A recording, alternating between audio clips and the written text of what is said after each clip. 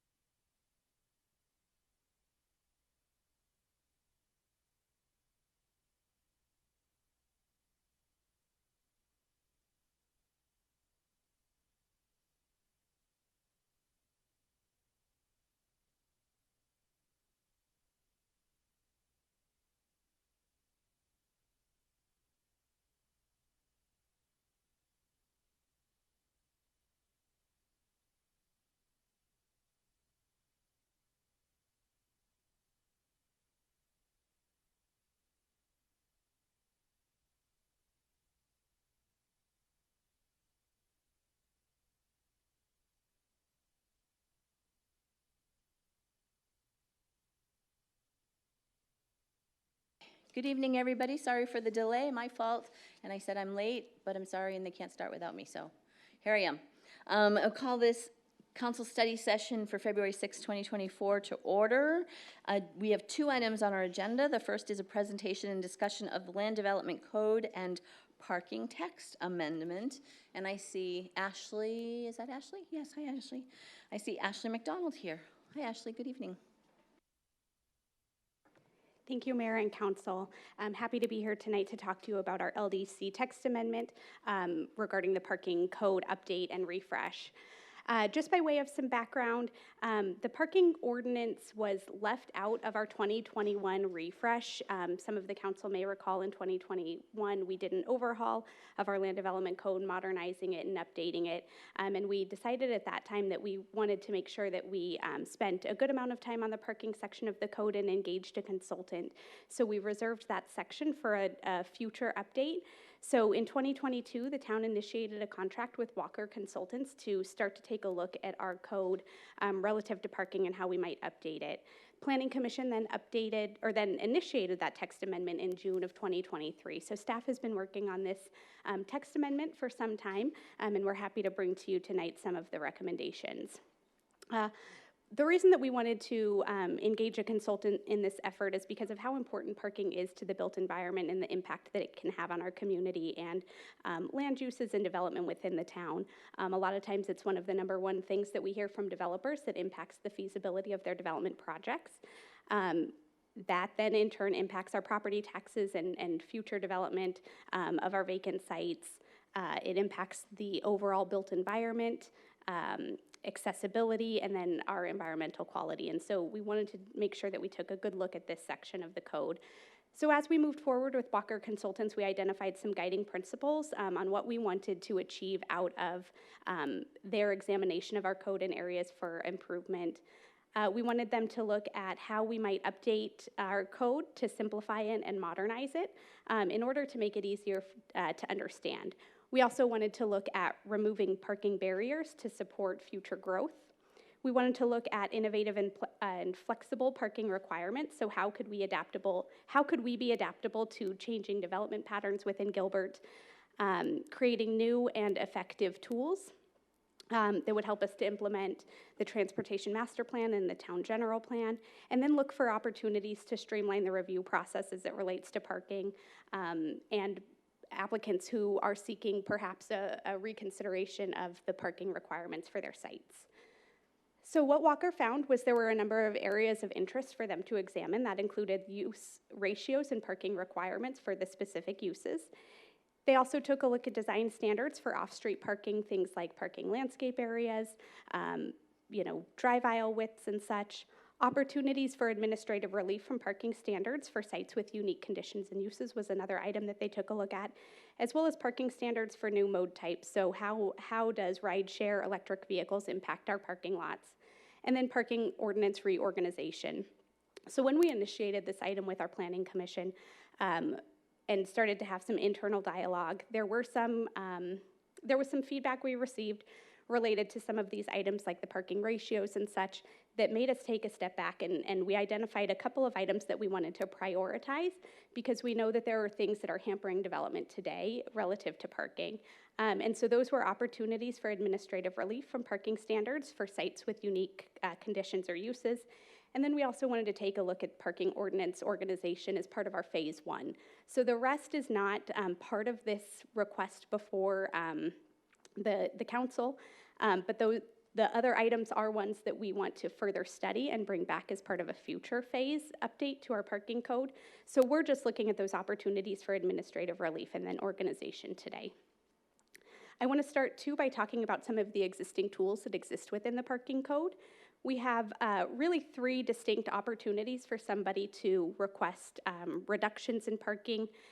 One of those is shared parking. So shared parking allows for a reduction of up to 50% of the required parking for uses that generate shared trips or where there is off-peak usage. So one use has most of their trips on an off-peak time for another use, for example.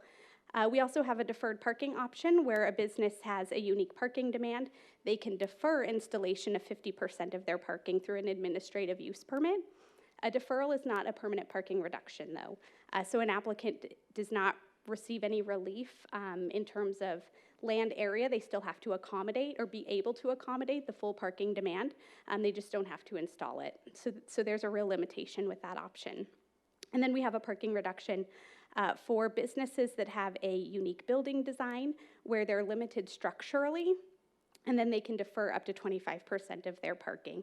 So again, that's a deferral option.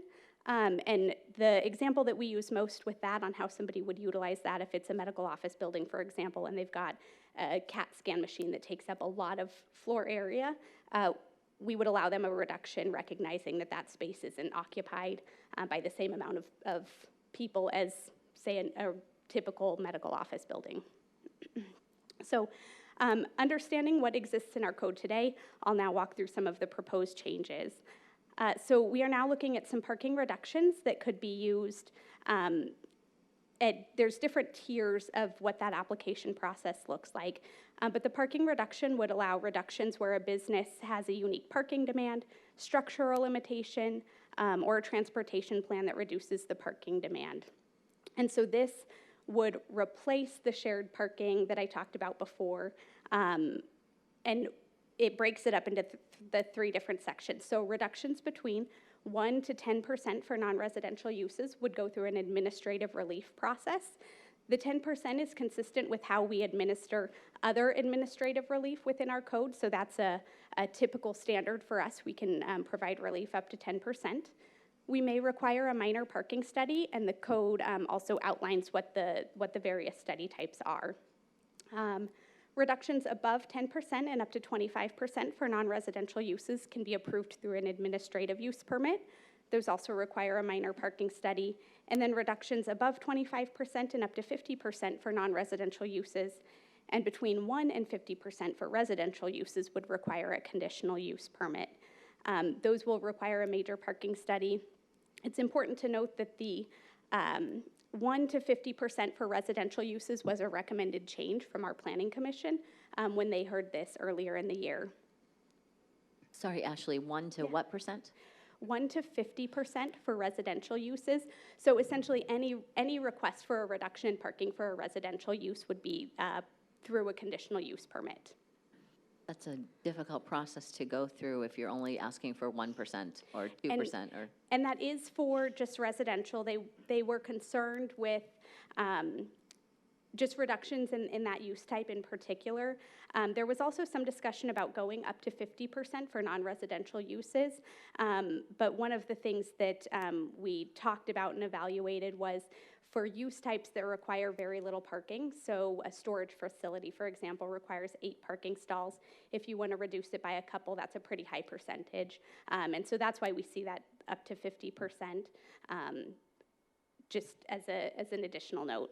Thank you. Sorry to interrupt. I thought you said 50, and I was like, no, I couldn't have heard her right. No, I did. And then for shared parking, we also wanted to introduce some language that recognizes the mixed-use zoning districts that were approved last year. So the language in all caps is what would be added to this section. Shared parking reductions up to 10% of the required parking may be approved by right in the mixed-use zoning districts with submittal of a minor parking study, and that would be through their design review process. I mentioned that the code would also outline what's required of those parking studies. And so for a minor parking study, we would be looking for them to provide us information related to the base parking ratio. So what's the required amount of parking for the site? We would also then want them to provide us the percentage of people that are expected to drive rather than use an alternate mode of transportation. So that's what that mode split reduction is. A captive reduction, which is the percentage of people on site for multiple uses, and then a presence factor is the daily visitors at the peak hour. So they would provide us that information to help us evaluate the merits of their request. With a major parking study, we would require all of those things that I just described, as well as some parking inventory and occupancy counts. They would have to conduct counts for 3 different sites at a minimum of 3 times on a weekday and 3 times on a weekend for various properties with a mix of morning and afternoon, and then there's some requirements for how they choose those comparable properties as well, just to kind of set, some transparency for the applicant so they know what to expect when they submit. These things are very typical of what's submitted for parking studies today, but our code doesn't outline it specifically. So a lot of times they're submitting documents that don't necessarily have the information that we're looking for. So this helps to provide some of that clarity for our development partners. And then the Walker study also suggested some consolidation of our existing parking sections. And so what you'll see when you have the red line draft of the parking text amendment looks like there's a lot of changes. But what we've done is we have consolidated some of the sections. So we've corrected some Scrivener's errors, and then we've reorganized. So we deleted the parking reduction section, or any parking reductions or deferrals from section 5.33, renumbered that section, and then moved it into section 5.34.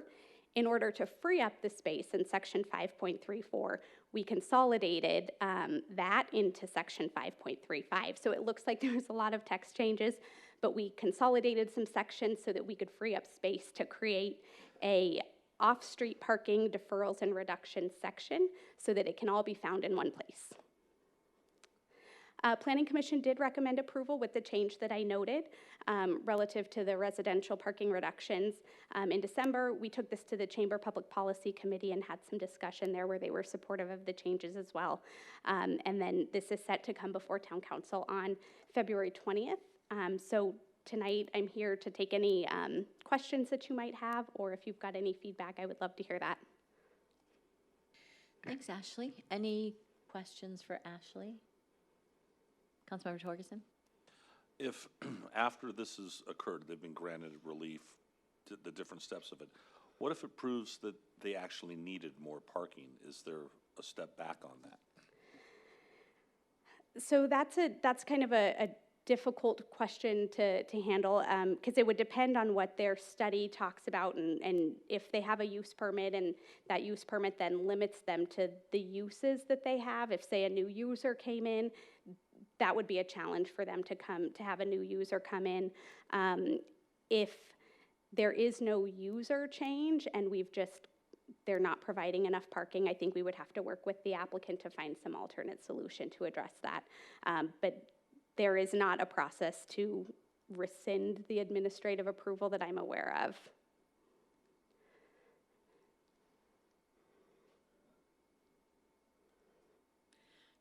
In most cases, something's built or something's using the space, and so once that space is taken up, it's hard to back that out again. And it does work if there's a conditional use permit in place for maybe a temporary use that goes away and changes, but then you're kind of stuck. Any other comments? Oh, Councilmember Kaprowski. Hi, Ashley. I have a few comments. Thank you for your presentation. I'll start. I was trying to take notes along the way whenever something popped in my head, so hopefully I'll catch everything. For the shared parking aspect, would you be requiring a shared parking agreement when a development is noting that they have additional parking available in an abutting or nearby area? Yeah, there is some existing language in the code too that we didn't cover as part of this because it isn't changing, but there is a requirement that they provide to us that document. Okay, great. The next item, you mentioned that some of the mixed-use land uses may have a reduction up to 10% by right. I've seen in those uses higher reductions. So why was 10% selected versus a higher number such as like 15? That's a great question, and I think there was just a comfort level with the 10% because it's consistent with an administrative relief. They could always request a higher reduction, and it would go through an alternate process, so an administrative use permit, for example. But it just kind of matched that administrative relief option, and so that was where we settled. And so that number could go up, but they would have to demonstrate through a parking study. Correct. Okay, thank you. The mode split reduction, I like this one. However, is it directly linked to on-site amenities that are provided by the development? That's a good question. I think there's enough latitude in the description. It really just talks about them providing information related to the mode split reduction. And so I think their narrative and their study that they would submit, we would be looking for them to explain why they came to the conclusion that they did. Okay, I think it might be beneficial to add some examples and to make sure that there's some direct linkage with that in terms of, for example, if they explain that they're doing a mode split reduction because people are going to bike to their community, they need to be providing bike parking or shower amenities or some kind of linkage to what's actually being provided. So I'd probably make that a little bit tighter or have some more examples of that. And then the last note I had was the requirements for some of the data collection. You mentioned 3 times on a weekday, 3 times on a weekend. That's a lot, and that's kind of expensive to get that much data collection. Through experience, I know this. But I think that's also smart to have some kind of metric. My recommendation would be 2 times on a weekday and 1 time on a weekend. But just think about how to structure that to also make sure that it's not becoming an unnecessary burden on the development. And that might depend on the development, right? Because if it's a church, you really only need to count maybe Wednesday and Sunday. But if it's, it's based on the use, what hours of the day may be important. So maybe a little bit less prescriptive because that seems a bit much. Mayor and council member, do you think it would be appropriate to perhaps have some language that allowed staff to provide direction on it based on their use and their request? Would that be something you were comfortable with? Yes. Okay.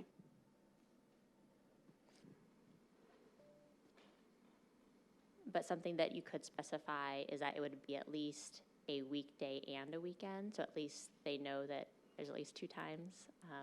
But yes, I think having that leverage with just staff direction based on the use would be Okay. right. Thank you. That's a great example of a church, because you wouldn't want them to go out and count on a Saturday when it's a Sunday, right? So if staff could give direction, then that would be much more appropriate. Vice Mayor Anderson. Yeah. Ashley, can you think of any examples where we would ever reduce residential by 50%? I can't. I can't either. Based on the comments I get from the community about our multifamily in particular right now, that would be a disaster in some of those projects. Mayor and council member, so when one of the things that I will point out is the text that was proposed to Planning Commission didn't have the non-residential language and the residential language at all. It was just strictly the reductions between 1 to 10% is through an admin relief. And so this was something that came up at the Planning Commission meeting, and so we can certainly take a look at revising that if that's something that you're interested in, because we at Planning Commission's recommendation broke it up into the non-residential and residential uses, and so happy to take another look at that percentage if I have some direction. I think I would like that. Okay. The only thing that I could think of was another Valley City that did a development with no cars. And so it would, is that what you're going to say? So that was the only thing that popped into my mind, is if you don't have a way to reduce the parking, you wouldn't even be able to approve a project like that. And I don't think we will see a project like that in Gilbert, considering the size of the town and how spread out we are, and we are very dependent on our vehicles, and we don't have a core downtown like the city I'm referring to, but yeah, definitely something to look at. Thank you, Vice Mayor. Any other comments, questions for Ashley? Oh, Councilmember Tilkey. I knew you would. I knew you. Thank you, Mayor. Thanks, Ashley, and thank you for bringing this to a study session, since this is kind of a change in the way we're doing things, so I appreciate the extra information. In regards to Vice Mayor Anderson's comment, I'm wondering if we say anything above 10% would require some type of conditional use permit.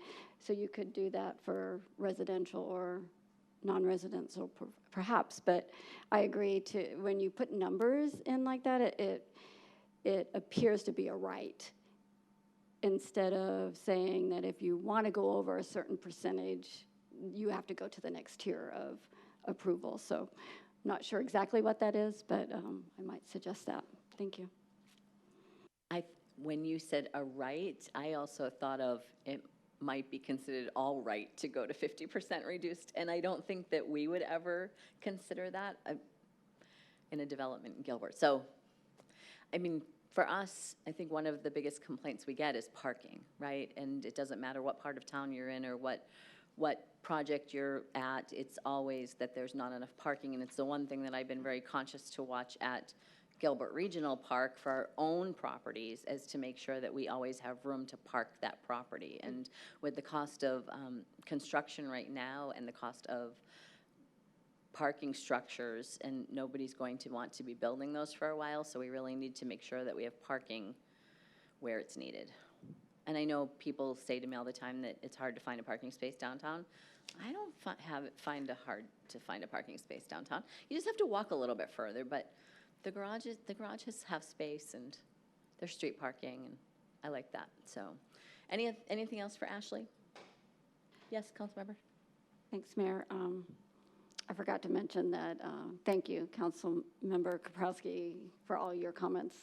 That's kind of why I let you go first, because I knew that you would have the expertise, and I appreciate all the feedback that you gave, and I agree with that. Thank you. Thank you, Ashley. We appreciate your presentation and all the hard work on this. We have one other item on our agenda this evening, discussion and review of possible changes to the Municipal Code, Chapter 1, Article 2, Division 3, 123, Rules of Order and Procedure. Thank you, Mayor, Council. Chevelle and I are going to do this. Do you want us to go down, or are we fine here? I'm fine with you there. I think we know where you're sitting. Great, thank you. We've got a presentation coming up. You should have papers. You can't read it. You've got a couple handouts. Yes, there's one, and there should be a red line PDF. Oh, we didn't that one. So never mind. That's all you have right there. So, Council, as you're aware, we're coming back. At the November retreat, we had a discussion. Chevelle and I had a discussion and presentation with the council about changes to this section in the town code, the rules of order and procedure. It's Chapter 1, Article 2, Division 3. And we got some direction at the retreat, and this is us coming back to the council in study session to review the proposed changes, and then get feedback, and then possibly, codify it and come back to a council meeting after some, further comment or changes. So we're going to go through just kind of section by section where we're proposing changes. It's not every section in this division, but most of them we're looking at doing. And the reasons for this, as we've talked about, one is to address inconsistencies in the code. There are sections that just are very inconsistent. It's to conform the code to some current practices. So code says something, but the council historically has done something different. So we're making some changes for those reasons, to make some process improvements based on feedback that we've received. And then at the very end, and you'll see the last few slides, is to codify some formal rules of council procedure and council rules of decorum. We talked about Robert's rules, the recommendations to move away from Robert's rules and to create our own set, and we'll get that at the end of the presentation. So what I'd like to do is just go slide by slide. I think there's 20-something slides. Some have a little more ink than others, but you could see the blue is what's being changed in this section. So what this code section originally said is study sessions shall occur on an as-needed basis. We're making this change that you see in blue to conform with other parts of the code that says, the manager, the mayor, or the clerk on the request of 3 council members can request, an agenda item.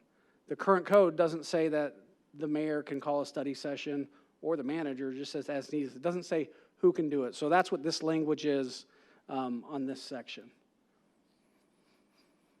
If there's, yes, council member. Chris, thank you.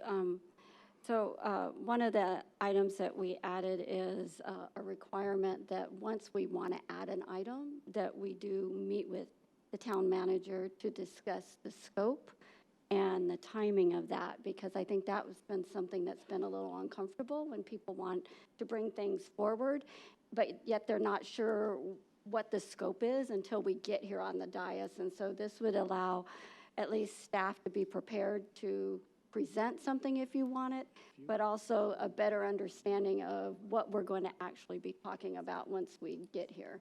And so it's just another step, but it allows us to understand what it is that we're going to be asked to talk about. So you jumped ahead just a little. So Chris brought the slide up for agenda items. But yeah, that's a great point. Thank you. I appreciate that, because we're not sure what the item is. And sometimes if it's discussed with the town manager or the town clerk or the town attorney, that maybe it's not even a necessary item to be added to the agenda. So Mayor, Councilmember Tilke, to that point, you saw in that first section, it said, okay, we clarified who can call a study session, and it said you've got to do so in compliance with 191B. I just brought B up so we could take a look at that. Obviously, A is just a couple changes to make sure, because throughout the code, they say town manager. For some reason, this just said manager, so we're adding that in the A. But B is the new language that Councilmember Tilke just talked about. So please review this and see if it satisfies the council, if you're all good with this proposed change, because it would be a change to the current practice.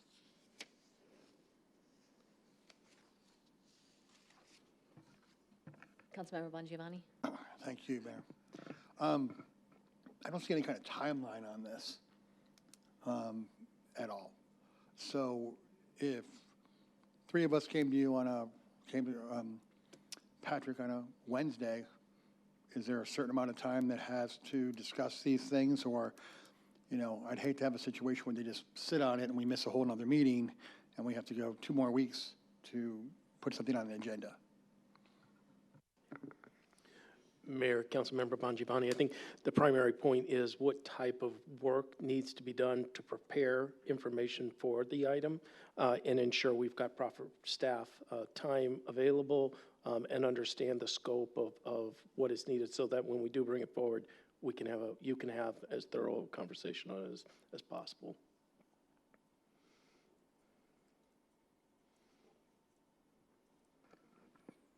Any other questions on this section? If not, I'm going to go back then. There we go. We've done this one. We'll now look at 187. 187 is special meetings, and it's very similar to the study sessions. Before it said the mayor or the clerk. And so what we're adding is that the manager can also call a special meeting. That's consistent with agendizing items and consistent now with study sessions, and obviously subject to that requirement that we just talked about. Before a special meeting's called, council should talk to the manager to make sure you have the right resources and everything you need, all the information you need to be able to hold a special meeting. And if there's no questions on this, I'll move on. The next section, meetings to be public. I added, you see in the title, executive sessions. This section talked about executive sessions, so I just added that in the title and make clear that this section also addresses executive sessions. The first item, A, it's a recommendation from Chevalier and I, just to do a cleanup, that notice of meeting shall be given in a manner consistent with state law. We have to follow the law, so it just makes it a lot easier. And then B is about executive sessions. In our view, it's just a cleanup, But we're adding a section as well to be consistent with study sessions and special meetings that an executive session can be held for any purpose permitted by state law at the request of the mayor, the town manager, the town attorney, or the town clerk upon the request of 3 council members. So the old code wasn't clear who could call an executive session, and so we want to clarify that that right is given to the parties identified here. And consistently. And That's the big thing that I'm yes. seeing right here, is consistently. That's the goal. Every type of meeting can be called by the same group of people. The exception is an executive session. We did add that the town attorney could call an executive session. The town attorney, under the rest of the code provisions, can't call a meeting, and I think it shouldn't be able to. And for exec sessions, I think that's a great addition. To us, it makes sense, yeah, okay, thank you. So we'll move on here. This is a quorum. This is one that we're recommending. We didn't really get into it at the retreat, but recall that our code is based on, it's a 1984 code. So the language that struck out here was something that's been in the code since 1984. I don't think we've ever done this. I don't think Chief Solberg wants to go arrest a member of the council if they don't show up to a meeting. And so the recommendation is just to strike it unless we want to keep it in. To my knowledge, we've never had an issue with that. And even if we did, I don't think the council would want to do that. But unless anyone's good, we'll move on as well. I want to see Chuck in handcuffs. I was gonna say, want to do Well, it or want to see it done? It would be There's one differences. hell of a chase to begin with. Yeah. I don't know what was happening in 1984 in Gilbert, but luckily we're not there. So that's good. Chief, I don't know that we have we have a vehicle that might be able to catch Councilmember Bongiovanni. No?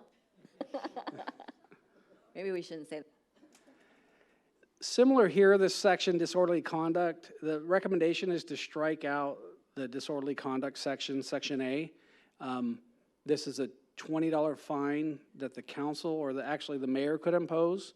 Do you take Venmo? Yeah, right. So the recommendation is to remove that.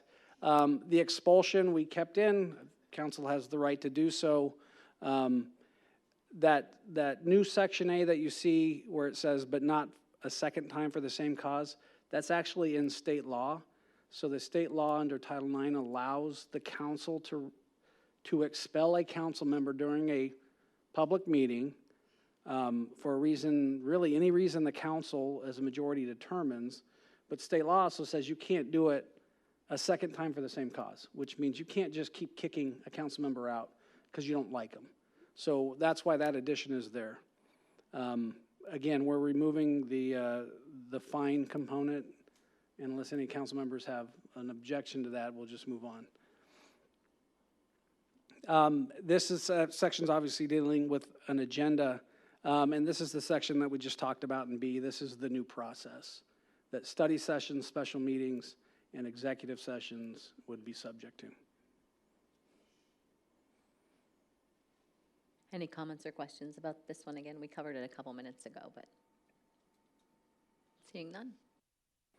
Okay, order of business.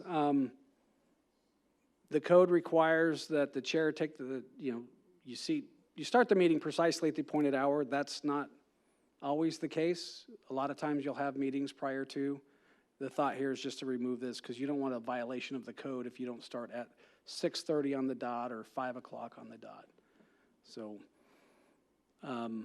this is a continuation of this same section, and this is where we're starting to get into obviously some of the more substantive changes. The one you see in 4 is, Chevelle and I looked at this, and we think it's just kind of codifying the way we do things, the way the council does things with the communications from citizens. It's not adding any really new requirements, but it's just clarifying what the council authority is to set time limits, to require comment cards, and to be able to group together. So that's the one thing, we really haven't been allowing people to combine their time for communications from citizens, have we?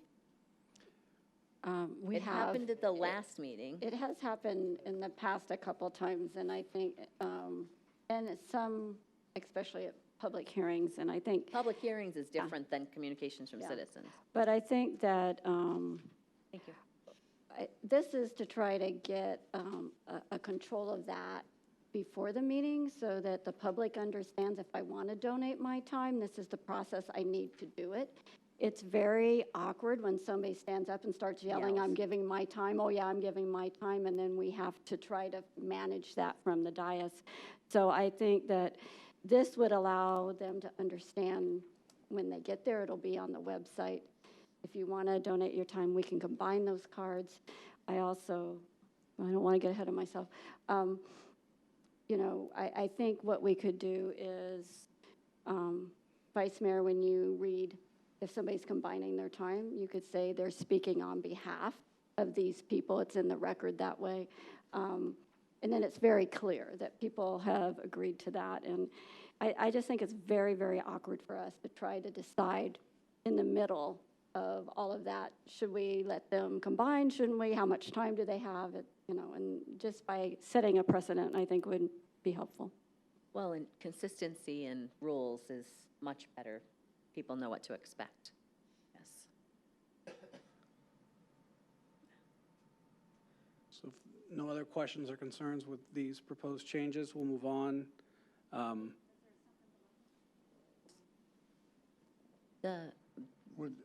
Where's the part that covers how, might not be in this part, the part that covers how long communications from citizens is supposed to last? Because right now in the code, it says 15 minutes. It's at that the last end. section, it's kind of been, So that's not, the requirement was we would take communications from citizens' comments for up to 15 minutes, wasn't it? it's there, but the red line's kind of oversaw it. So Okay. you see that blue?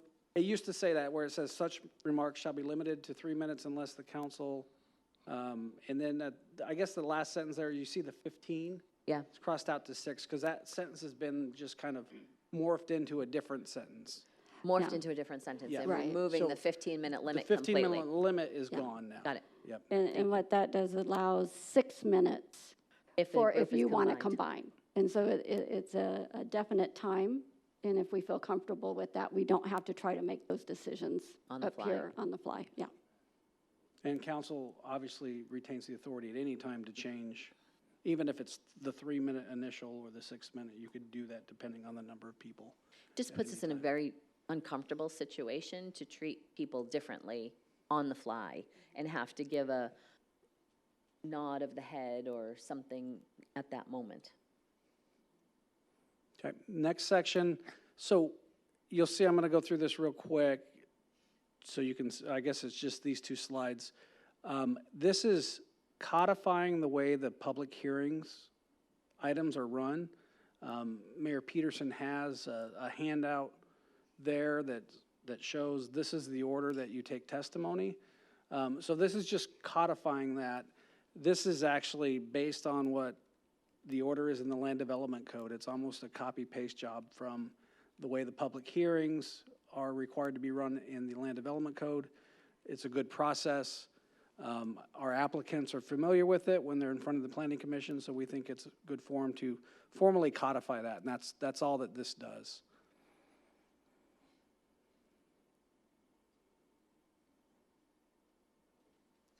So everyone's good reading this. I'll move over to the second part. It's a little bit smaller because it's very specific on, again, it's the order of procedure of how these hearings are run. Thank you for changing it so that it specifically says may ask, because sometimes we just don't need a presentation. Yes, and the shall is if you don't need one, so there's the flexibility of the council. That's the reason for that. And the shall is the legal part that we have to do. Yes, correct.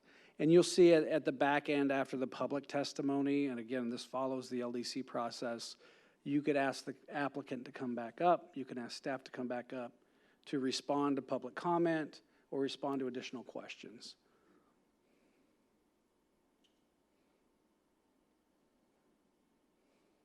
I'm good with this.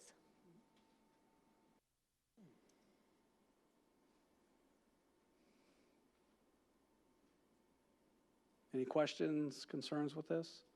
This is the way that the mayor's been running the hearings. We just are codifying it now. Okay. Item 7 here is just, we had a conversation at the retreat about rolling the policy section into the administrative items, and they can just be one administrative item and you do policy matters. That's all that is. That's why Section 8 is struck out. And then Section 9 is codifying the way the council can handle future meetings. Having a discussion during that section at a council meeting to discuss whether or not you want to agendize a future topic. Obviously, we've got the cards where you can get the 3 signatures. You can do that at any time. You could also do that during a council meeting on this section. Chris, I think, the one thing just to remember if we use this during future meetings, so Mayor, this would be new for you because we don't normally call out future meeting agendas, so we'd have to do that, but you can request to put an item on, but we can't get into a conversation about the scope, which is another reason why the meeting with the town manager and finalizing all that would be very important. But this is something we haven't used in the past, but it's another avenue for council members instead of getting the 3 signatures. I think the confusing part of this is if I brought up a topic, it's not automatic it will go on another agenda unless there's some kind of a consensus that everybody's nodding their head or maybe there's no's or whatever. So I think that's something we might want to just keep in mind, that just because I bring up a topic I want to talk about, it may not make it. You may still have to go through the 3 signatures or something like that. Correct, and to jump on that, you can have a discussion about whether or not you want to agendize, and that's in compliance with open meeting law. What you can't discuss is the subject, right? You can't debate the actual merit of whatever item it is. That's the distinction under the open meeting law. So if I brought up a topic, we couldn't take questions on why I wanted to bring up that topic. Correct. It would have to just be, I'd like to see this topic. Is anybody okay with that, or are you opposed to that? That's correct. That's totally appropriate. And some cities do that as a matter of course. Gilbert Town Council traditionally has not, but it's an opportunity under the open meeting law where you can. So. And the way that this is written, are we planning to have our agendas coincide with this? Because now it just says administrative items, the council shall consider administrative and policy matters not required at a public hearing. Are we going to combine those on our agenda? Because right now we have administrative items and policy items as 2 separate sections. Mayor, members of council, we were just going to eliminate policy off the agenda on the template. Okay. And just administratively know that policy items would just fall under administrative items going forward. And under administrative items, it can read just what it says here in the code, couldn't it? Correct. There is some language already. I don't. Yeah, it doesn't call out but policy. Similar. Yeah. Yeah, we would make that change to make it. Thank you. Fair. Just want to make sure we're being, again, consistent. Thank you. And then Section 10 there, our current agendas, they allow for the council. We notice as part of the public notice on our current agendas is that the council can convene into executive session for any item that's on the agenda. We already do that on the agendas, but we're just codifying that because it's a good practice, and it does allow the council the opportunity to get legal advice during a meeting if you need to. So that's why that addition is there. So we can go into an exec session for something that's not covered under exec session under normal circumstances?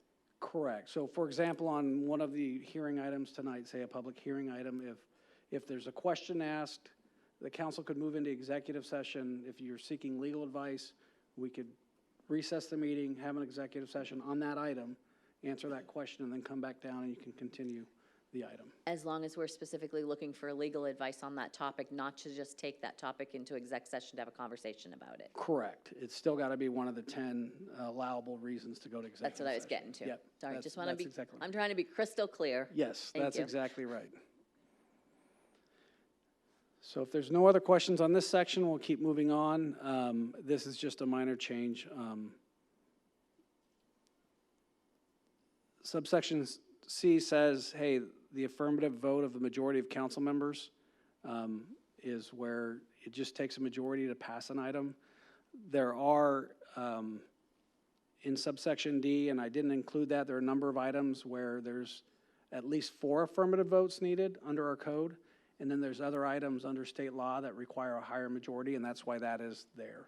It's not always a majority. Most of the time it is. Sometimes it may need to be a supermajority. So we want to clarify that we do follow the law on that issue. This is section 195, addressing the council. So we talked about the communications from citizens, and this is just cleaning up some language about, we called it petition the council. We're changing it to communication from citizens because that's what we call it in the code. That's what we call it on the agenda. So this is just some cleanup to make it read as, make it more consistent. So the only thing that I might change, and this is really just being kind of nitpicky, is I would say shall have the right to address the council during communications from citizens or public hearing items, just to keep it in the order of the agenda, so that if somebody's looking this up, it would be in the same order that you would find it at a meeting. And that's just me kind of being nitpicky, but. Makes sense, we can make that change. How, Yeah, it's in there twice, so if we could just fix it in both cases, thank you. how would this be viewed if, let's say, 100 people wanted to speak at Communications from Citizens?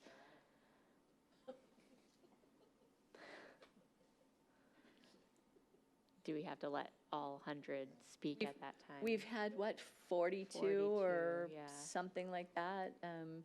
We don't have a time limit. A lot of cities and towns have time limits. We do have a time limit of 15 minutes, but we have not been observing that for the past 3 years. And so in order to control it more, you'd have to set a time limit, and it would be first come, first serve, or letting people combine their time. So I just went back on section 192, and to the mayor's point, there are some cities, 15 minutes, and That's it. you get 3 minutes, so the first 5 people speak and nobody else can speak. Yeah. Gilbert doesn't do that, even though our code always said that. But if you look at 1924, it says, and there's nothing new here, we kind of modified the language, but about middle way through, such remarks shall be limited to 3 minutes unless the council sets a different time limit. So if you do have 100 people show up, the council can determine, you know what, 3 minutes, You get a we've got minute. public business to do, this is a public meeting, we got, people here for a public hearing, you can say 2 minutes, you could say 1 minute. You have that right at any time to change those time limits. And we have changed it to 2 minutes. We have changed it We to 1 changed it minute. to 1 minute for when we had the 40-something. I'm just wondering whether it would help to provide, even if it's a big buffer, some kind of limit, because there could be an extreme case. And although someone might say that an extreme case is very unusual or not going to happen, if we're updating this, it seems like it'd be nice to have that, because when I read the other piece, it seemed, with the shall condition, just very rigid. And so I don't want to go against that either if we write it that way. So can we build in any kind of reasonableness? You're looking at for the number of speakers or? Number, Time. Time. like the meeting may be able to be recessed till the next day even? Which the council has the right to do at any time as Okay. well. Problem is that if you're going to recess a meeting because communications from citizens gets excessive, you're not actually getting the business of the town done. Right. Which is the reason for the meeting in the first place. And so we've seen, I've been sitting on this council since 2015, and we would maybe have one member of the public come every 6 months, unless it was the cat guy, to speak during communications from citizens for about 3 minutes. And we had the Education Lorax that would come a couple of times a year. We really, Patrick's even laughing, right? We never saw what we've seen since 2020. people would come to speak on specific topics during public hearing, so public hearing would go longer on a specific topic, but we would not see the communications from citizens. It has been weaponized to be used and promote hate and vitriol. And so if we wanted to limit the time, it should be the length, my opinion would be the length of the time that we allow communications from citizens. If you wanted to go, because we're at 15 minutes now, which is just not long enough. If you wanted to say an hour at the most, because we have to get the business of the town done. That's what we're here for. It's a business meeting. Yeah, I think about like 75 minutes would probably be the max. You know, even if you said we had 100 people here, even when we had 42 people here, and if we gave them 2 minutes apiece, that's 84 minutes. That's a long time. When Well, we that went a doesn't minute count apiece. all the transitions. And all the transitions in between. So it's always more than the time that they're given because of the transitions. And it took a lot longer at the PSTF because we had to wait for people to walk Right. down to the front. Councilmember Torgerson? There's also the option, if it continues past a certain point in time, to put it at the end of the meeting. Many cities and towns have communications from citizens at the end of their meeting already. That's where they place it.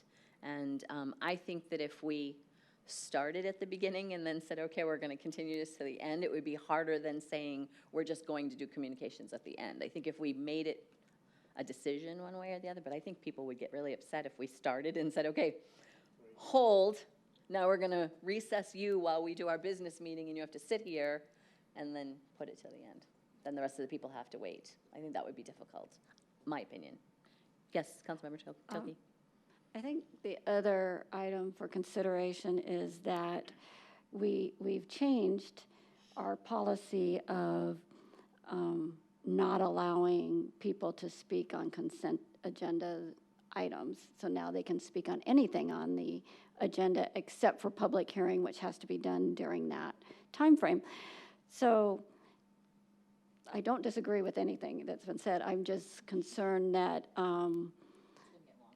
well, no, that if we tell people we're putting it at the end, then they didn't get a chance to speak on the consent agenda items. And I think it would be very difficult to split those out. I guess you could, but that's a whole nother process. But that's my one concern. Here in Gilbert, people expect the opportunity to come and talk about whatever we're going to discuss. Not that I like your idea, I'm just trying to figure out how we would manage it. I like the time limit, but I think that would relate to how many cards we have, right? So if we decide that we have a certain time limit, that means the vice mayor would have to count those cards and notify us that we have now reached the limit if we give everybody 3 minutes, and maybe that's what we do. We have a specific time limit regarding 3 minutes per person. If we're going to go over that, I think that's when the vice mayor or the mayor could say, in order to keep within this time limit, we would need to do 2 minutes each in order that everybody can be heard. So that might be an option. And Mesa does 15 minutes at total. MAG, we do 15 minutes total.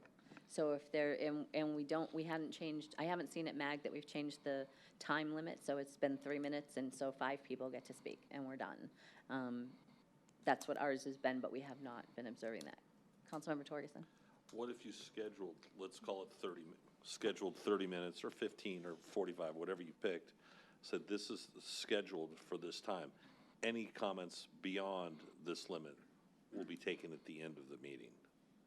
I think then we run into what Councilmember Tilke just said, that if people are here to talk on something that's on consent, if we didn't get their card in the right order somehow or didn't pick up that's what they wanted to talk about, then they wouldn't get to speak till the end when they wanted to speak to us before we actually made that vote. So that's just one thought. Councilmember Bongiovanni. I'm uncomfortable with any time limit at all, to be very honest with you, as far as, 30 minutes or an hour or whatever. I mean, we're here to listen to the people. And if someone wants to spend, 20 people want to spend, 3 minutes just attacking me, I'm okay with that, because we need to give them the right to speak. So, I've been in a couple of meetings as a spectator that went on to 2 o'clock in the morning, 1 o'clock in the morning. To me, that's okay, because we really are here to listen. If we want to limit to 1 minute or 2 minutes or something like that to make it more manageable, I'm okay with that. But I have a concern about this is the time when we're done and you can't speak anymore. Just the appearance of it alone bothers me. I don't disagree with that, but there have been instances where we've been in meetings until after midnight because of those. And I think that our decision-making abilities after a certain time of day, it dwindles, and there are very important town business items that we need to be at our best at, so we can make those decisions. Yeah, I agree, and I hear what you're saying and understand, and I agree with you that we are here to listen to the public, but we are here to get the business of the town done. That's the objective of this meeting, is to get the business of the town done. And if this is inhibiting us from getting the business of the town done, then it becomes an issue. And it has. It has been an issue for us. We've sat through those meetings till 1 o'clock in the morning. We went into an exec session, and I said, I'm not sitting down in here. We stood up for the whole exec session before we came back out again. And we were exhausted. And you're not thinking right. And you're sitting here getting blasted by people because they choose hate instead of communication in a one-way discussion, in a one-way lecture that we can't even respond to. There's so many better ways, and I would love to see maybe a slide that says, when we put the slides up at the beginning of the meeting for communications from citizens, there are other ways to communicate with your council members. Email councilmembers@gilbertaz.gov instead of this. And I know people are purposely choosing this, and that's the problem that we're dealing with. It's been difficult. Mayor and Council, one thing to consider as you talk about this and debate this is this meeting, and I agree it's a public meeting to do public business, and there are, as you know, besides the town business on the consent, the public hearing items, there are residents, there are developers, there are property owners whose property rights, are asking for changes, asking the council to make legislative decisions, and for them, they're here for a very important reason. And until the council gets to the public hearing items, they're going to be here waiting and waiting. So something to consider as well. And that's a great point, because that night that we were here till after 1 o'clock, or PSTF till 1 o'clock, WW 1060 waited till after midnight because of everything else that we had to get through, and we had a lot of residents there, including teenagers, high school kids, waiting to get through that topic. Vice Mayor? Maybe at the beginning of the meeting, when the vice mayor actually has the cards, you can go through those and estimate the amount of time and know what that's going to take and announce to the rest of the council, we've got this many cards, which should represent this amount of time. When we're getting up on that time, I can announce, we're there. What do you want to do? And we've tried that. We tried that. I can't remember if it was Vice Mayor Yentez, and we said, okay, we're going to take comments till this point. And it just didn't work. The crowd got rambunctious. Got more rambunctious. Yeah. And I remember her trying to handle that. I'm just thinking that there's some way to estimate how much time is represented by the cards that I have, because none of the rest of you know what I have here. Or what topics they are. Yeah. And that's what I was saying, that if we know a certain time limit, that if we're going to get to 75 minutes, 2 hours, whatever it is, that that based on 3 minutes each, so you'll have the number. But the decision point should be, when we reach this, should we go to 2 minutes in order to facilitate this quicker? If you have something that's in writing, it allows that to happen without the political pressure of people booing or whatever it is in the moment. It's very hard to make that decision. And so to me, it's easier to have something like that dictates how we're going to do this. And quite frankly, 2 minutes is a long time. I mean, 2 minutes is a long time. and so 3 minutes is even longer, So I am comfortable coming up with however long. 2 hours is too long, I think. So if we would have done 2 minutes each, we could have gotten all of that done. And and the thing is that when we have large groups, it's very repetitive. We want to hear everybody, but we're hearing the same thing over and over and again. And so I don't want to give away somebody's ability to present their information to us and all of that. I don't want to limit what they can say. But the people who are here for public hearings are paying attorneys to sit here. And so it's even more costly for those residents and other people who are wanting to be heard. So I would just like whatever we decide to be easy for us to make the decision instead of it being very emotional in the midst of people yelling at us at the same time. Agreed. And maybe we could say, well, first of all, on this slide that's up on the screen, that last sentence, I think, may need to read, the mayor or vice mayor may limit repetitive comments, because the vice mayor handles the communications from citizens. So I would add that correction, and I don't want to forget that. But maybe if we say, and we can come up with this formula, if you will, for lack of a better term, but if the vice mayor has 30 slips, then the vice mayor says, I have 30 slips, we're going to cut it down to 2 minutes a person. Because 30 slips times 2 people is already 60 minutes plus transition time. So you're going up to your 75 minutes, and it adds up. And Councilmember Tilkey's correct. There are attorneys sitting here getting paid by the hour. Councilmember Bongiovanni. Well, I mean, we could also see the number of cards we have and make a decision whether to do it first or last. That way everyone still gets heard, attorneys and everyone get out of here, kids get out of here if they need to, and then people still get heard at the end of the meeting. I know it interferes with them wanting to talk before we vote on something, I get that. But again, I just hate to say this is it, no one's allowed to talk anymore. And the consent items are kind of few and far between at this point, because we've just really offered this opportunity. Councilmember Buckley. I kind of agree with Chuck a little bit. I have a little bit of a problem limiting people that want to talk.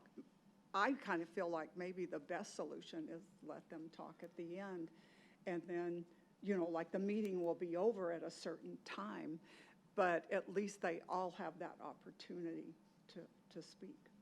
So, thank you. So what if we had another slip that was for consent items, since this is something new, and anybody that wanted to speak on something that was a consent item, we could hear those first and then do communications from citizens at the end of the meeting if we have a large group. Would that work? Mayor, members of council, we could absolutely have a third card if that's the direction tonight, or when we take this for a vote. Any thoughts on that? Do we want to call it out separately as consent, or do we just want to put a line on your slip that talks about, well, you already have a line that talks about, but I'm thinking a different color because it would make it easier on the vice mayor, so that whoever's in this seat knows that there's something different about that card to pull them out separately. And then if you have a ton, you know how to treat them. Yes, I would recommend a third card with a different color, just to make that distinction to us and the residents, would be my recommendation. Okay. Did I just solve that problem? Part of it, I think, I think he was first. Vice Mayor? I tend to agree with Councilmember Tilkey.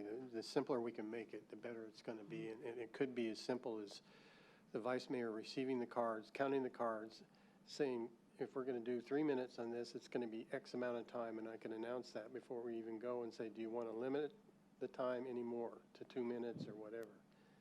If I know that we have a lot of cards. Yeah. I guess the difference I would add to that is, do you want to ask the council if they want to do it, or do you want to just know that if you have so many cards, so many slips, that you automatically take it down to 2 minutes? Because we can write that up as a process as to how we handle the meetings. I like the idea of polling the council to make sure they're okay to do that. Okay. I would just say that being in that position, It's terrible. it's difficult because the room's already ready to speak, and it's not going to be a comfortable conversation to have. It's better for it to fall on the responsibility of the vice mayor. And if you want a prescriptive process, formula for it, that's probably what I would suggest. And the other thing is if we have it written out, then it's on the website and people know before they get here that if we have, I'm just going to use your example of 30 cards, that you will be given 2 minutes each. If we have less, then you can have your 3 minutes. And so what I want to do is I want to make sure that not only do we understand what's going to happen, the public understands before they get here, that if there's a certain amount, we will reduce the time to 2 minutes, and they understand that. Now, they can give their time to other people, and they get their 6 minutes if they want, and that may help some of it. But I just want to be very transparent and very clear what we're going to do, what happens, and sitting in the vice mayor's position, I know Young's done it, Scott, it's very hard to manage it on the fly. And who is going to stand up here with a whole room full of people yelling at you and say, oh yeah, we're going to cut the time now? You know, we're not. And so I would rather have it be very clear up front what we're going to do. I don't know that we want to be pulled and have to acknowledge, yes, that we're cutting the time at the moment either. That's a very difficult position to be in also. I agree with Councilmember Tilke that we need to set the expectation, and we can't set the expectation if we're doing it by the seat of our pants up here, right, on the fly. We have to set the expectation of this is what we know. If it's 30, whatever the number is we come up with, we don't have to do that at the moment, I suppose, but if we come up and say 30 cards takes us to 2 minutes, 40 cards takes us to 1 minute, because you still have transition times, or 40 plus cards takes us to 1 minute, something like that.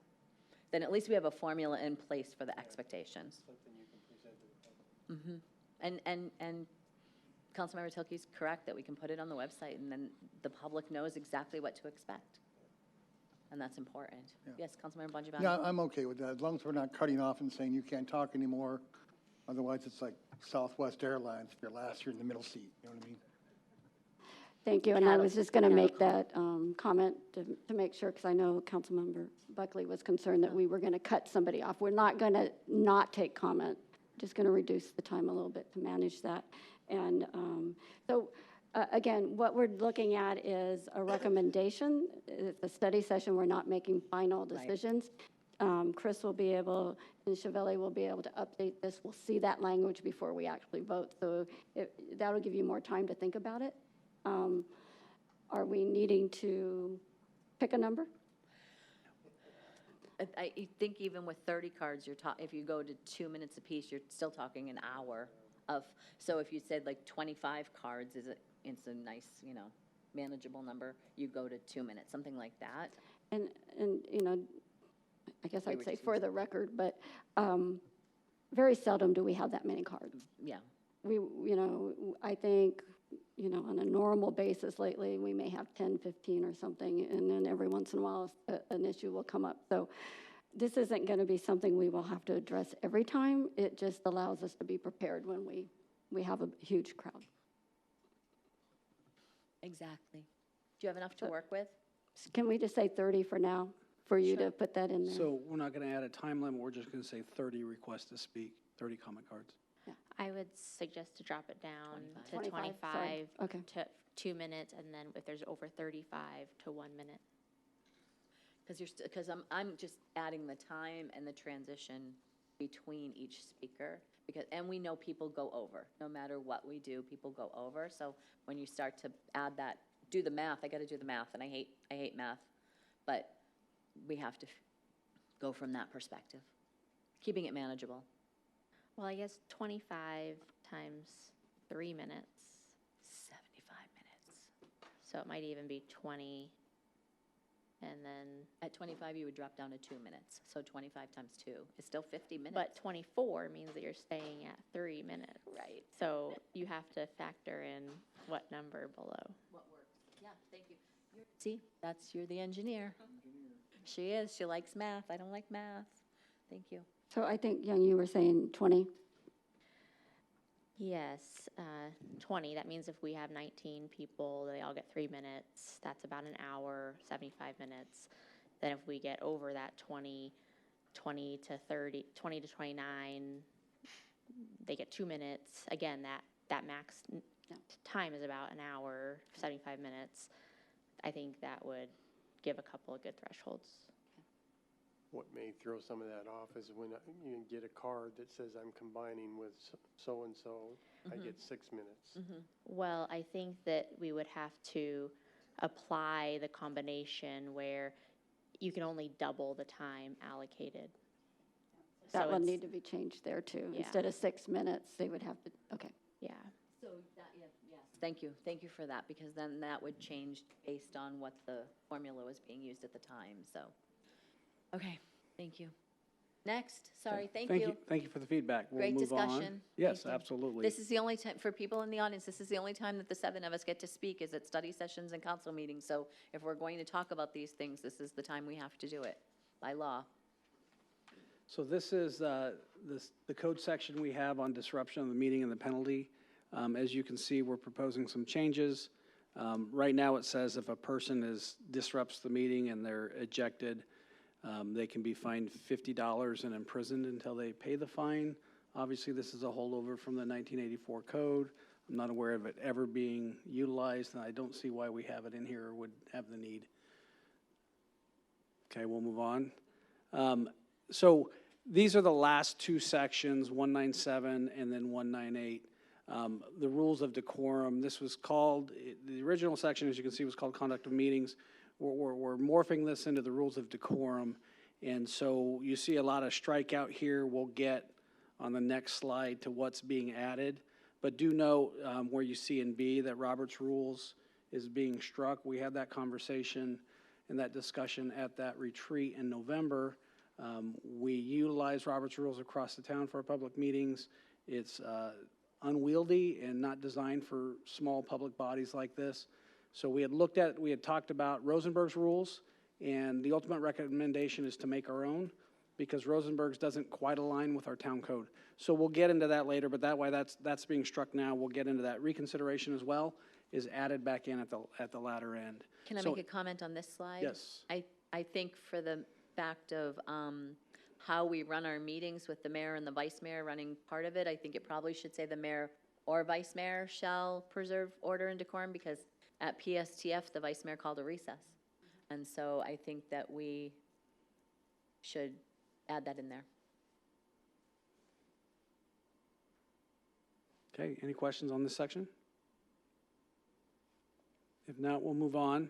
So this section here, this slide, is the second part of 197. There's not a third. So this is part of the conversation we had again back in November. This would formally codify the council rules of decorum for public meetings. It's what I think the council has always, these are the unwritten rules that you've always had. There have been rules that, we have outside, there's a sign that says this, but this is formally codifying and making it outside of the council practice and formally putting it into the code. So these are the rules that you've kind of followed, but want to have a discussion if you want to keep these in place, you want to change these, you want to strike any of them, whatever the council wants to do on this section.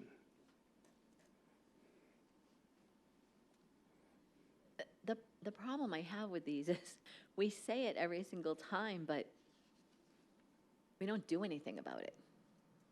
We have personal tax at every single meeting, and nobody says a word.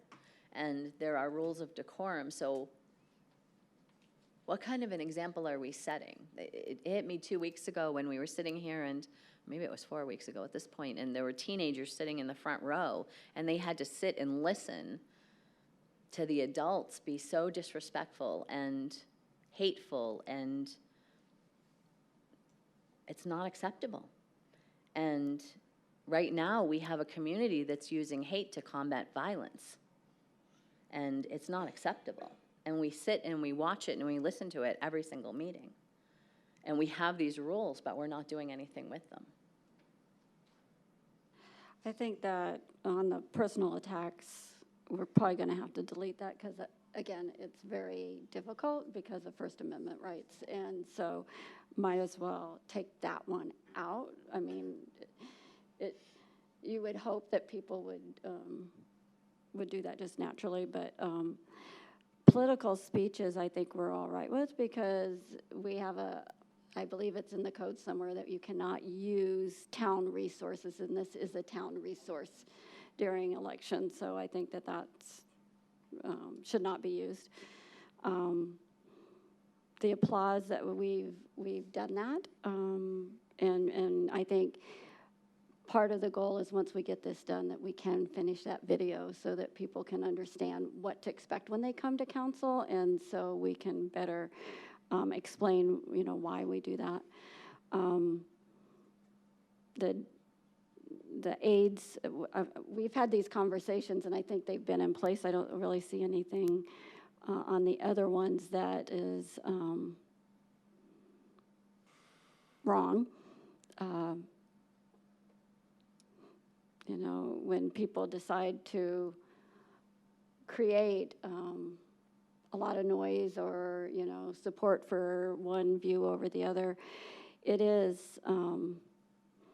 intimidates other people who are here with maybe even different topics, but they are afraid to get up that they may be booed or they're going to, or, it's awkward too when they're clapping and you get up there and nobody does anything. That, silence is intimidating as well. And so I think that sometimes people misunderstand why we don't want that applause going on. It's because we want to make sure everybody's First Amendment rights are upheld and that they feel they're in a safe environment. And that doesn't always happen when people are clapping. And so I don't have a problem keeping that in there. But as the mayor mentioned, it's very hard to manage from the dais. You can ask, but, that's where the recess comes into play. And I think it's something we haven't used enough, but, perhaps we need to, if we can't, if the people in the audience cannot hear their name called to be the next speaker, or we cannot hear the speaker talking to us, that's a disruption. And that's not, it's disrespectful to the other people who want to speak. It's not even disrespectful to us as much as it is to those people. And so I don't think we can codify how we're going to address that. I wish we could, but I don't think we can. But it's a hard thing to be the vice mayor and do that, because normally it does come through communications from citizens. And for those of us who have tried to uphold that, it's very difficult. And so using that recess option, I think, is a good way to try to get control back and allow the people who were here waiting, and just because they didn't get picked first, they've had to sit through and feel intimidated. Councilmember Torgerson? I believe it was our last meeting, and I know a subcommittee meeting we had, my patience for some where it got personal, I had actually at one point said I found it just completely and wholly unfair. But when it's personal, yes, people have free speech, but I would think that at some point we're able to say, hey, can you dial it back a little bit, because you're making it personal. You're not making it about an issue, you're making it a personal issue. I mean, are we not allowed to dial that in? Because some of it just it's over the top. So Mayor, Councilmember Torgerson, to that point, couple things to be aware of, and as a reminder. One is the council absolutely has the authority under the law to maintain the decorum of the public meeting, right? We talked about this just a bit earlier. This is a public meeting to do public business, and that's the priority for the council, because you have real legal issues that are being determined and decided. People's legal rights are, being decided by the council, and that's the purpose of the meeting. And because of that, under the law, public meetings are considered limited public forums. So unlimited public forum is, say, a sidewalk where anyone has a right to go out there and express their First Amendment right, and they can say and do what they want as long as it's not overly profane or anything like that, right? And even then, you still have rights. But in a limited public forum, like a town council meeting, like a meeting of the state legislature, or a meeting of the state house, or a county board of supervisors meeting, the purpose of the meeting is to do the public business. So why people do have First Amendment rights, those rights are limited under the law because it's a limited public forum. So to your point, Councilmember Torgerson, that is correct. You do have a right to impose reasonable restrictions so long as they're viewpoint neutral. You cannot pick and choose which speech you like. You know, I like that political viewpoint, I'll allow that, but I don't like that, I won't allow that. That's not permissible. But you do have the right to impose reasonable restrictions. And that right is for all 7 of us. That's correct. Anybody can say something during someone speaking out towards any one of us here on the dais. Yes, Mayor, to your point, right, our code talks about the chair of the meeting or the mayor or the vice mayor, but any council member at any time could step in and say, hey, you know, point of order, or they could call for a recess, and then obviously it would take the majority of the council to do so. But that obligation and that right is on all 7 of you at any time. If you feel like for whatever reason the chair of the meeting isn't, you know, stopping something that shouldn't be permissible, then a council member can step in and say, hey, Mayor, point of order, and then have that discussion, and then there can be a motion and the council can make a decision. Councilmember Bongiovanni? Yeah, with that said, I think I just answered my own question. Our mics are live. Whenever we turn them on, right? We don't have to wait. Okay, good. Yes. What was your question? Oh. That any one of us can jump in and, you know, defend our honor, shall we say, or someone else's, Yes, without having to wait to be spoken to, yeah. And I think the problem has become that due to the hate and vitriol that nobody wants to step up because they figure there'll be more hate and more vitriol if they do. And so when one person has the target on them, nobody wants to step up and say anything. So I say leave it in, but I say that somebody's got to start putting on their big girl panties and stepping up to the plate. Well, I don't really look good in big girl panties, but I'll wear them for you if necessary. But a visual you don't need. For anybody Yes, that's she's walked correct. into the room, they're like, what in the heck is going on? But for instance, at a subcommittee meeting, I did stop and I said, this is just totally unfair. You're going too far with this. And the speaker recanted what he said, apologized, and said he had just let himself get carried away. And it changed the tone of that meeting. And I think that's important for any one of us to be able to, because 1 or 2 digs you can go through, but even if you kind of even agreed or something, at a certain point it is just too much. It's not fair. It's allowing somebody too many freedoms with your person. And I think that any one of us should be allowed to step in and, like you said, defend someone else's honor at a certain point. It is fair. Mayor, I agree with that. I just want you to do a little more research on that, because I know when the state law changed, we were told that we could not say anything until the very end.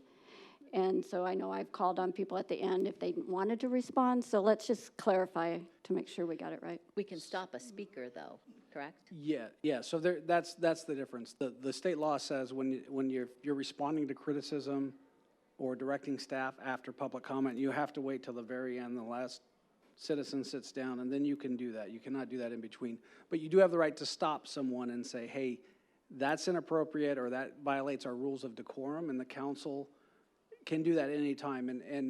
And on these 6 items, I would recommend that if you're all willing to say, yes, we want to abide by these 6, and you're willing to enforce it, then we can go with the 6. But if there's one that you're not willing to interrupt a meeting to enforce, then better to strike it, because what you don't want is the situation we've been in. We have code provisions that aren't being enforced. Right.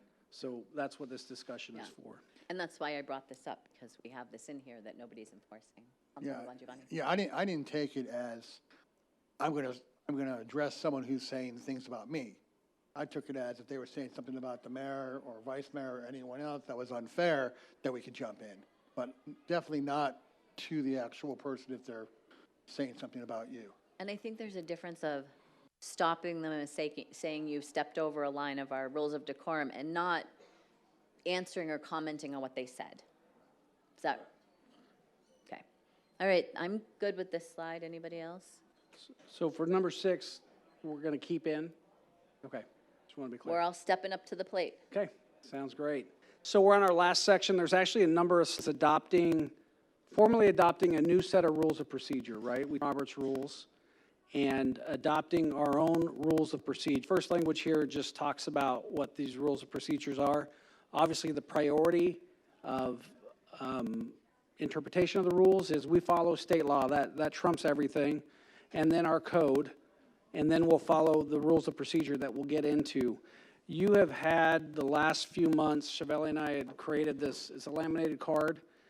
These are the rules of procedure, like the ones from Robert's Rules that are used most often for this public body. You've got in front of you right now a shortened version of that, which is where we're going to get into. These are the exact rules of procedure that we're recommending.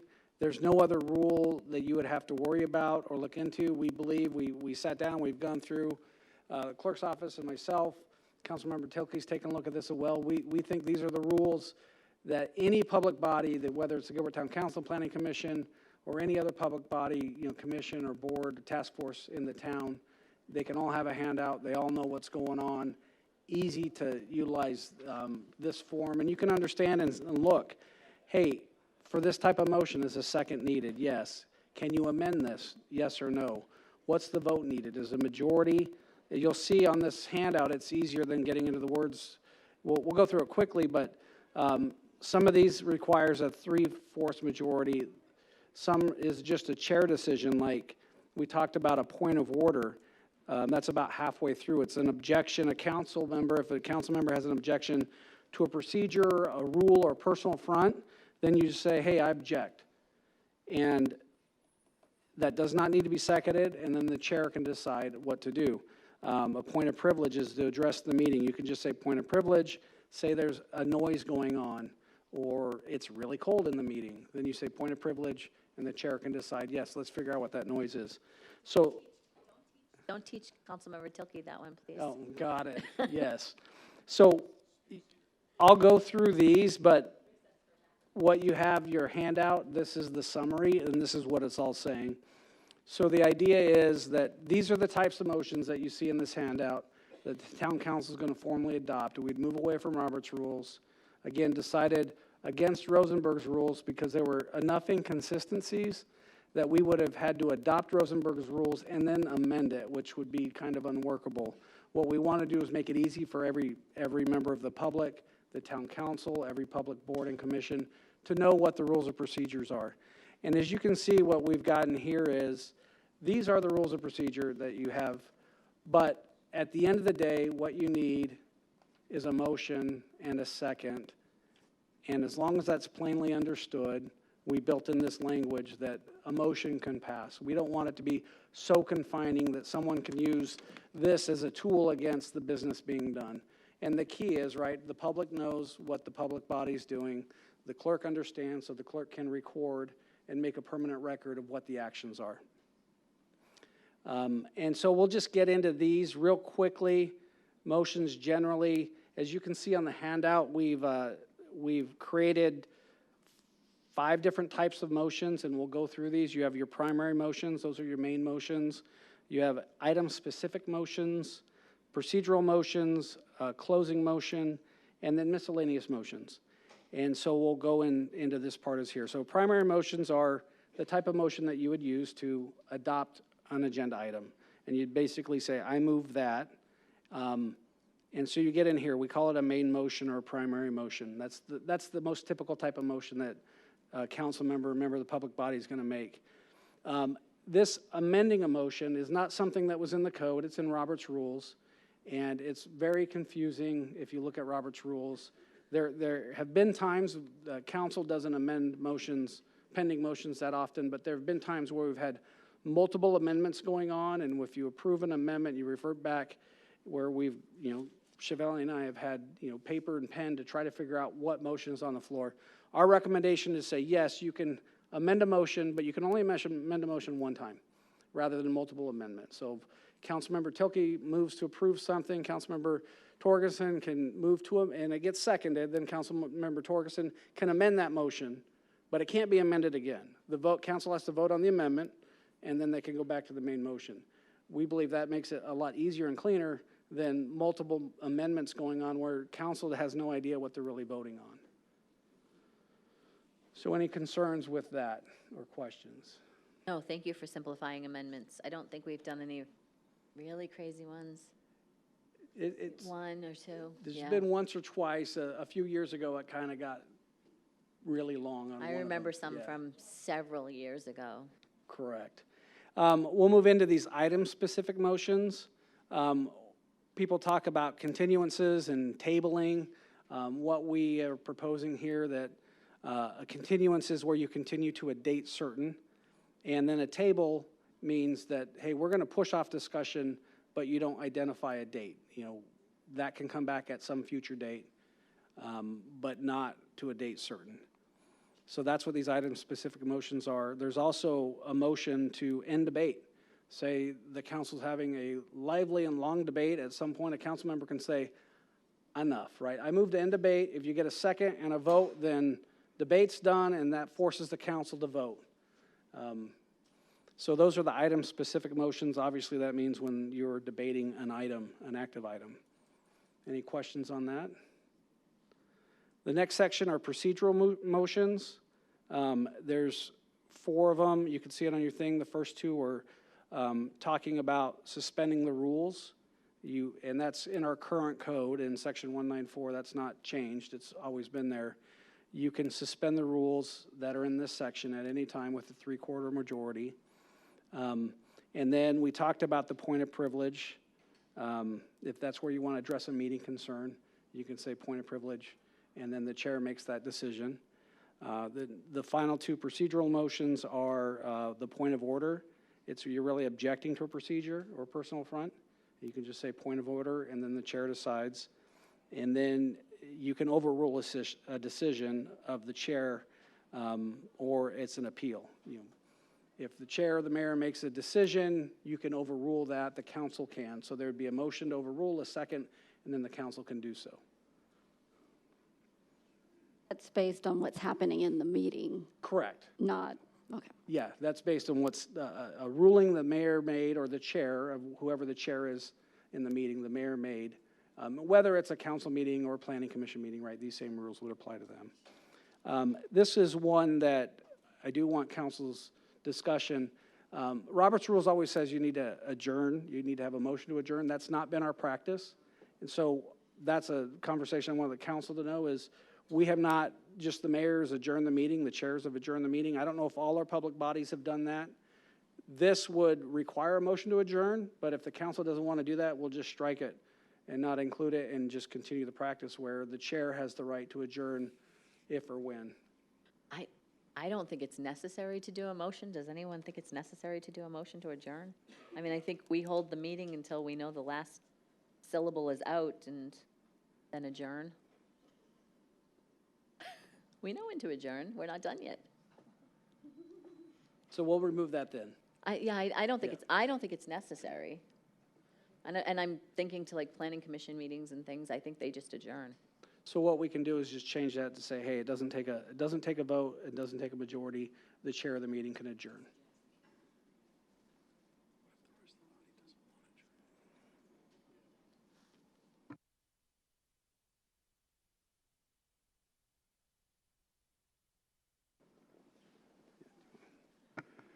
Mayor, members of the council, just a quick thought.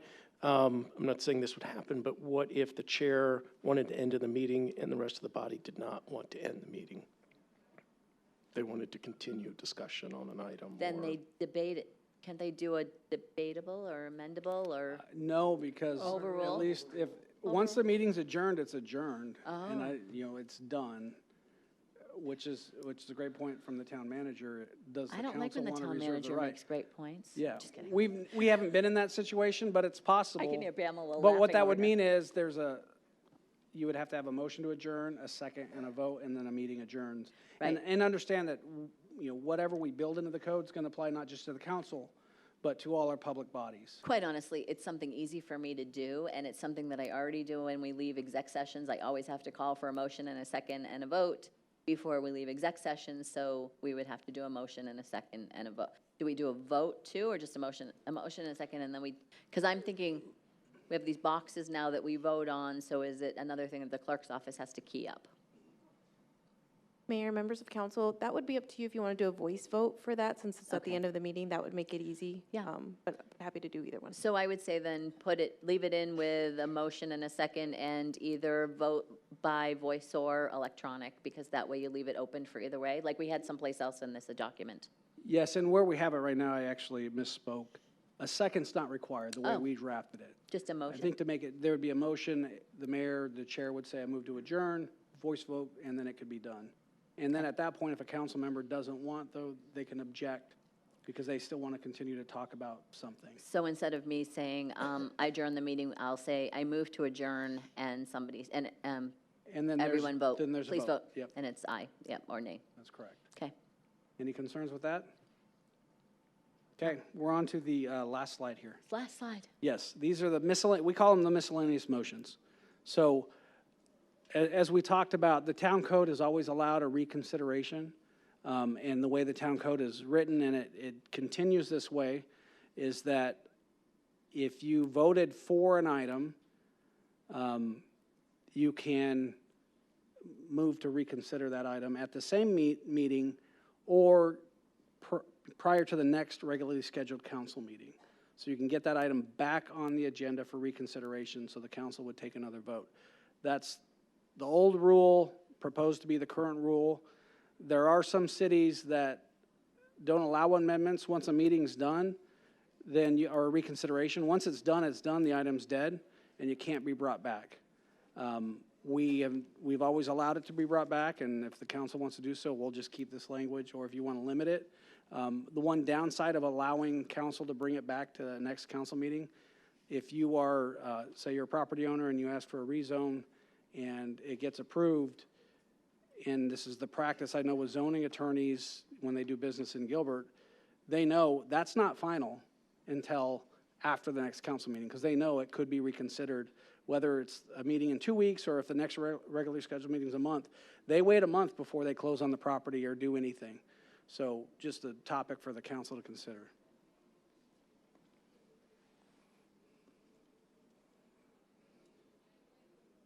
Any thoughts on that? I like it at the same meeting, because, I hit the wrong button one time, and it's like, what do I do, And that just happens, and if I would have thought that I had an opportunity at the meeting to say, oops, I'd like that reconsidered, and maybe, because think after once- the vote, we couldn't talk about it till the next meeting, I'm assuming. After that time, I think we did reset and we redid a vote, because I think several of us said, oh my gosh, I hit the wrong button, which is not normal, but it was when our systems, we were new back here in town hall. I'm thinking back to, I remember one reconsideration for a project years ago, and it was 30 days before we could bring it back. I think the same meeting's probably fine, and I don't know. Any other thoughts? Same meeting, I would think. Since it's the prevailing side, part of me wants to say that they can bring it to the next meeting, because if you voted for something and you discovered something that was very negative about it and would have changed your vote had you had that information, I feel kind of safe having that there, although it's probably never been used. I just want to know how much of a problem has it been for people, whether it's rezoning or the purchase of a property or something. Is allowing that extra meeting been an overdue burden upon those receiving that positive vote. Mayor, Councilmember Torgerson, I don't know if it's a huge burden. I've heard from zoning attorneys where they just know they build that extra time in. Typically, as you know, if a property owner is going to rezone maybe from one classification to a commercial, the buyer of the property won't close until the rezoning happens because they wait for the council to make that decision whether or not. So they don't close the day after the council meeting. They'll close the day after the next regularly scheduled council meeting to make sure there wasn't a reconsideration. So it will push a deal back a couple of weeks or a month, but they know that going in when they start the process. It has been used in Gilbert. One case, I brought a project back. I was on the prevailing side, and I brought a project back, and it was at 30 days, Higley and Baseline. Jordan did. Jordan brought a case, oh no, that was a appeal. I don't know that Jordan brought back a reconsideration. Jordan brought an appeal. Did he? So, I think they've built it into their process, and I think that sometimes things come up, like you said. Sometimes things come up that you didn't know at the time. So to be safe, probably the next meeting. I would prefer to keep it as it is, just because there's, to err on the side of caution in this. It's part of the process. Instant gratification is not as desirable as the right outcome, so I'd like to err on the side of caution and keep it in there.